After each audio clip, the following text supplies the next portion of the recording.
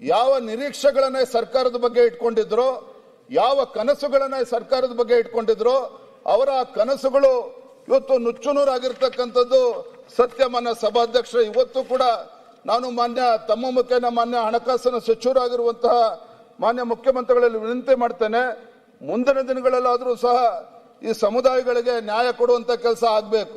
ಇವತ್ತು ಗಂಗಾ ಕಲ್ಯಾಣ ಯೋಜನೆ ಆಗಲಿ, ಸ್ವಯಂ ಉದ್ಯೋಗ ಯೋಜನೆ ಆಗಲಿ, ಇವೆಲ್ಲವೂ ಕೂಡ ಕೇವಲ ಮೂಗಿಗೆ ತುಪ್ಪ ಹಚ್ಚುವಂತ ಕೆಲಸ ಆಗಿದೆ ಹೊರತು ಇವತ್ತು ಯಾರಿಗೂ ಕೂಡ ಅದು ಅನುಕೂಲ ಆಗ್ತಾ ಇಲ್ಲ ಅನ್ನೋ ಮಾತನ್ನ ಮಾನ್ಯ ಸಭಾಧ್ಯಕ್ಷ ಸಂದರ್ಭದಲ್ಲಿ ಹೇಳೋದಕ್ಕೆ ಇಚ್ಛಪಡ್ತೇನೆ. ಮಾನ್ಯ ಸಭಾಧ್ಯಕ್ಷೆ, ನಾವು ಭಾರತೀಯ ಜನತಾ ಪಾರ್ಟಿ ಹಲವಾರು ಬಾರಿ ಸದನದ ಒಳಗಡೆ ಮತ್ತು ಸದನದ ಹೊರಗಡೆ ರಾಜ್ಯ ಇವತ್ತು ಹಣಕಾಸಿನ ಪರಿಸ್ಥಿತಿ ಸರಿ ಇಲ್ಲ, ರಾಜ್ಯ ಇವತ್ತು ದಿವಾಳಿಯತ್ತ ಸಾಗ್ತಾ ಇದೆ ಅನ್ನುವ ವಿಚಾರವನ್ನು ಹಲವಾರು ಬಾರಿ ಹೇಳಿದ್ದೇವೆ. ಅದಕ್ಕೆ ಆಡಳಿತ ಪಕ್ಷದವರು ಕೂಡ ನಮ್ಮನ್ನು ಟೀಕೆನೂ ಕೂಡ ಮಾಡಿದ್ದಾರೆ.